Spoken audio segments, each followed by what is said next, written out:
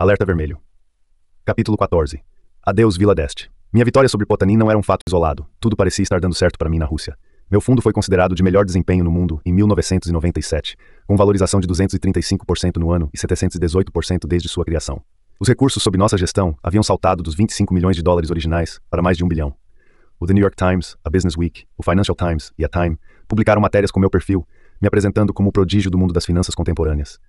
Meus clientes brigavam para me convidar para ir aos seus iates no sul da França, e em todas as cidades para onde eu ia, me paparicavam e me serviam do bom e do melhor. Tudo isso era muito animador, e estava acontecendo comigo, um homem de apenas 33 anos, que havia aberto seu negócio apenas 2 anos antes. Olhando em retrospecto, penso que deveria ter sido um pouco mais reservado. Qualquer um desses fatos merecia mesmo ser comemorado, mas se analisados em conjunto constituíam, no jargão de Wall Street, um imenso sinal para vender.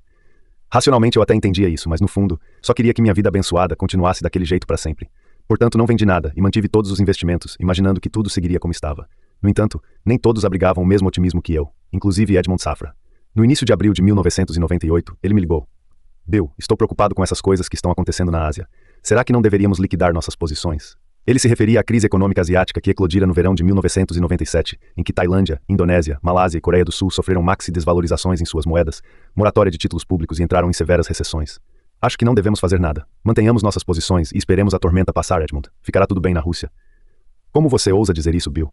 Nós já sofremos um golpe terrível. Sua preocupação era justificada. Em janeiro de 1998, o fundo perdera 25% do seu valor, mas já em abril havia recuperado metade das perdas, e eu estava convencido de que a tendência era de alta. Os mercados estão oscilando agora. Quando as coisas se acalmarem, vamos recuperar tudo. Me diga por que você acha que isso vai acontecer, pressionou, mostrando claramente que não estava convencido. Porque o medo de que a Rússia esteja à beira do abismo é apenas isto. Medo. Se baseia só em sentimentos e não nos fundamentos da economia. O que você quer dizer com isso? Bem, em primeiro lugar, a Rússia não tem muitos negócios com a Ásia. Segundo, a Rússia não concorre com a Ásia. Terceiro, os asiáticos não investem na Rússia. Eu simplesmente não vejo como os problemas da Ásia podem pular para cá. Edmond permaneceu em silêncio por 1 ou 2 segundos e disse: Eu realmente espero que você esteja certo, Bill. Eu também esperava estar certo. Infelizmente estava completamente errado. O que nem de perto considerei foi o fato de o mundo ser um grande mar de liquidez. Se a maré recua em um lugar, vai recuar também em todos os demais. Quando os grandes investidores começaram a perder dinheiro na Ásia, passaram a vender os títulos de maior risco de suas carteiras em todas as partes do mundo. Os títulos russos, claro, estavam no topo da lista. Isso criou uma situação nefasta para o governo russo. Nos anos anteriores, a Rússia, devido a um imenso déficit público orçamentário, havia tomado empréstimos que somavam 40 bilhões de dólares por meio da emissão de títulos do Tesouro de 3 meses. Isso significava que, para conseguir sobreviver, o governo tinha de vender a cada 3 meses 40 bilhões de dólares de novos títulos do Tesouro para pagar os 40 bilhões referentes aos títulos do período anterior que estavam vencendo. Além disso, para atrair compradores, o país tinha de pagar juros superiores a 30%, de forma que a dívida não parava de crescer. Se em tempos de prosperidade essa estratégia já não seria aconselhável, em tempos ruins era totalmente suicida. A única salvação para a Rússia era o Fundo Monetário Internacional, FMI. Na primavera de 1998, a intervenção do FMI era o único assunto que interessava a corretores e investidores. Curiosamente, o governo russo não tinha a mesma obsessão que nós. Eu não sabia se era arrogância ou apenas burrice, mas o Kremlin estava jogando duro com o FMI no momento em que deveria estar de joelhos, implorando por ajuda. Em meados de maio, o então vice-secretário do Tesouro americano, Larry Summers, viajou até a Rússia para decidir como os Estados Unidos enfrentariam o que parecia ser uma iminente catástrofe. Como os Estados Unidos são o membro mais forte do FMI, a posição de Summers na prática determinaria o desfecho. Naquele momento, qualquer político do Ocidente sabia que Summers era uma das figuras mais influentes da economia mundial, mas o primeiro-ministro russo, Sergei Kirilenko, se sentiu ofendido ao saber que Summers era apenas um vice-secretário e se recusou a fazer a reunião. Poucos dias depois, em 23 de maio de 1998, a missão do FMI, que viajou para a Rússia a fim de negociar um pacote de salvação de 20 bilhões de dólares, teve que enfrentar a mesma resistência obstinada e abandonou a mesa de negociações. Tanto Summers quanto o FMI deixaram o país sem um acordo. Sem dinheiro do FMI para lastrear o mercado de títulos públicos, o governo russo teve que aumentar a taxa de juros que pagava em seus títulos do Tesouro, de 30% para 44%, a fim de atrair compradores. O efeito, no entanto, foi o contrário. Wall Street sentiu cheiro de sangue. O raciocínio dos investidores era: se a Rússia precisa elevar suas taxas de 30% para 44%, é porque deve haver algo muito errado, e eu não quero chegar nem perto disso. Essa falta de confiança levou o mercado de ações russo a afundar. Meu fundo perdeu inacreditáveis 33% em maio, nos deixando com uma desvalorização total de 50% no ano. Edmond estava certo. Perder tanto dinheiro me deixou num dilema. Deveríamos vender quando estávamos com desvalorização de 50%, ou deveríamos aguentar firme e esperar por uma recuperação? A ideia de sacramentar para sempre uma perda de 50% era humilhante. Acreditando que o mercado já havia atingido o fundo do poço, recomendei mantermos nossas posições e esperar pelo resgate do FMI. No início de junho, voltaram a circular rumores de que o FMI voltara à mesa de negociações. Os mercados deram um salto e meu fundo subiu 9% em apenas uma semana. Na semana seguinte, os rumores perderam força e o fundo caiu 8%. Em julho, as taxas de juros dos títulos do Tesouro Russo haviam alcançado impressionantes 120%. O país inevitavelmente entraria em moratória se o FMI não interviesse. Larry Summers e os tecnocratas do FMI podem até ter ficado furiosos com a arrogância do governo russo, mas sabiam bem que um calote descontrolado da dívida soberana russa seria catastrófico, e aos 44 do segundo tempo, os Estados Unidos colocaram todo seu peso por trás de um imenso plano de salvação da Rússia. Em 20 de julho, o Banco Mundial e o FMI anunciaram um pacote de 22 bilhões de dólares, liberando imediatamente uma primeira parcela de 4,8 bilhões. Ao ver as manchetes, fui tomado por imensa sensação de alívio. Meus nervos haviam sido fritos pela interminável sequência de notícias ruins, mas agora parecia haver luz no fim do túnel. A tendência era de que esse plano de resgate salvaria a Rússia e também o dinheiro dos meus investidores. Na semana seguinte, o fundo recuperou 22% das perdas. O telefone começou a tocar. Eram clientes aliviados, com quem passei a discutir como seria a recuperação dos mercados. Infelizmente, cantei vitória antes do tempo. O plano até que era bem abrangente, mas também era visto pelos oligarcas russos não como uma rede de proteção, e sim como um imenso cofre que usariam para converter seus rublos em dólares, que seriam transferidos para o mais longe possível da Rússia. Nas 4 semanas seguintes, oligarcas russos converteram seus rublos e conseguiram 6,5 bilhões de dólares. E assim, sem mais nem menos, o país voltar exatamente à posição em que estava antes de o FMI intervir. Como se não bastassem essas reviravoltas financeiras, meu casamento se deteriorava lentamente. Desde o incidente com a Sidanko, Sabrina andava cada vez mais brava comigo. Ela achou que minha decisão de enfrentar Potanin foi uma traição e queria que eu voltasse para Londres. Eu a lembrei que, deixando de lado por um instante o perigo, ela havia concordado em se mudar comigo para Moscou.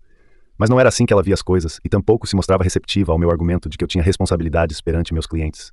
Estávamos tendo muitas dificuldades para chegar a um entendimento. Além de cuidar do nosso filho, o que ela fazia maravilhosamente, o outro único aspecto do nosso casamento ao qual ela se dedicava era o planejamento das nossas férias em família. Como esses eram os únicos momentos em que Sabrina e eu passávamos mais de uma semana juntos, eu deixava que ela organizasse tudo da maneira que achasse melhor, na esperança de que essas viagens nos aproximassem. No início do verão, antes de tudo começar a desmoronar nos mercados financeiros russos, Sabrina havia reservado uma suíte no Villa d'Este Hotel, no Lago de Como, Itália. A diária nesses 5 estrelas custava $1.200, mais do que eu gastara no verão inteiro logo que terminei a universidade. Eu sempre me senti incomodado com essas férias extravagantes, podendo ou não arcar com as despesas. Minha mãe, que escapara do Holocausto, instilara em mim a ideia de que gastar dinheiro com luxos era uma coisa idiota e irresponsável.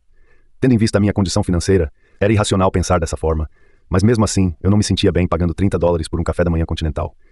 Eu sempre inventava uma desculpa para não tomar o café da manhã e pedia a Sabrina que me trouxesse uns pãezinhos. Assim eu não me sentia culpado por desperdiçar dinheiro. Aquelas férias em especial não poderiam ter chegado em pior momento. Os mercados estavam oscilando 5% para cima ou para baixo diariamente, e eu não deveria estar longe da minha mesa. Mas se eu cancelasse a viagem, mergulharia meu casamento numa crise profunda. Em meados de agosto, portanto, desembarquei no aeroporto de Milão, entrei num carro e encontrei Sabrina e David no Lago de Como. O contraste com Moscou era chocante. Se na Rússia todo mundo era agressivo, bravo e tenso, na Itália todo mundo era bronzeado, relaxado e feliz. Entramos em nossa suntuosa suíte de 2 quartos, e depois de ajeitar tudo, fui me sentar no terraço. Fiquei observando o lago alpino de águas cristalinas, os contrafortes dos Alpes e as pessoas brincando e rindo na água. Um aroma de pinheiro flutuava no ar, que estava parado e quente. Nada daquilo parecia real. Tentei desligar a cabeça e não ficar obcecado por todo e qualquer movimento do mercado, mas foi impossível. Os únicos momentos de paz surgiam no raiar do dia, quando David acordava. Eu o vestia, preparava sua mamadeira e passávamos algumas sossegadas horas juntos, caminhando pelos gramados milimetricamente aparados do hotel enquanto Sabrina dormia. Eu realmente estava curtindo aqueles instantes de intimidade, até que em 18 de agosto, após uma caminhada pela manhã, quando estávamos na sacada com vista para o lago e Sabrina tomava banho, Vadim ligou de Moscou em pânico. Bill, parece que está tudo acontecendo ao mesmo tempo. O que está acontecendo? Perguntei, sem entender o contexto. O rublo está em queda livre. O governo não está mais conseguindo segurar a cotação da moeda. Há analistas afirmando que só vai se estabilizar depois de cair 75%. Meu Deus do céu. Coloquei minha garrafa de água na mesinha de metal. Eu estava totalmente chocado. Um pássaro preto passou voando em velocidade, embicando em direção à água. David soltou um gritinho de excitação. E isso não é tudo, Bill. Eles também anunciaram uma moratória da dívida interna. O quê? Por que eles anunciariam moratória se podem simplesmente imprimir dinheiro para pagar sua dívida? Isso não faz nenhum sentido. Bill, nada do que esses caras fazem tem sentido, disse Vadim resignado. E como os mercados estão reagindo? Perguntei, esperando o pior. Estão derretendo totalmente. 0 propostas de compra. Os poucos negócios realizados estão sendo feitos com queda de 80% a 95%. Terminei a ligação sem dizer mais nada. Peguei David e fui com ele para dentro. Nem nas minhas mais sombrias previsões eu imaginara um cenário como aquele. Antes da minha conversa com Vadim, eu pensava que o mercado já estava no fundo do poço. Naquele momento eu soube que precisava voltar para Moscou. Quando avisei Sabrina, ela perguntou por que eu não poderia resolver tudo no hotel mesmo. Tentei explicar a gravidade da situação e que era imperativo que eu estivesse em Moscou, mas ela simplesmente não conseguia entender. Arrumei minhas coisas às pressas e quando estava saindo, tentei abraçá-la, mas ela me rechaçou. Então peguei David e o apertei forte contra mim. Voltei para Moscou naquela mesma noite. Quando a poeira finalmente assentou, o fundo amargava uma perda de $900 milhões, uma queda de 90%. Isso sim, era o fundo do poço. É difícil descrever a sensação de perder $900 milhões. Eu podia sentir aquilo no meu estômago, como se houvesse um buraco nele. Nas semanas seguintes, senti um formigamento constante nos ombros, como se eu estivesse literalmente carregando a perda nas costas. E não era apenas uma perda financeira. Eu passara os 2 últimos anos exaltando as virtudes dos investimentos na Rússia, e agora decepcionara de forma inacreditável todos os meus investidores. Foi também uma humilhação pública. Os mesmos jornalistas que fizeram estardalhaço em torno de mim quando eu estava por cima estavam loucos para exibir todos os detalhes sangrentos da minha queda. Era como se eu tivesse sido vítima de um horrível acidente automobilístico e todo mundo que passava reduzisse a velocidade para ver os corpos mutilados e as ferragens pegando fogo. Ainda assim, na minha cabeça eu só via uma alternativa: ficar. Tinha que recuperar para os meus clientes todo o dinheiro que havia perdido. Eu não sairia da Rússia com o rabo entre as pernas. Definitivamente, não era assim que eu queria ser lembrado.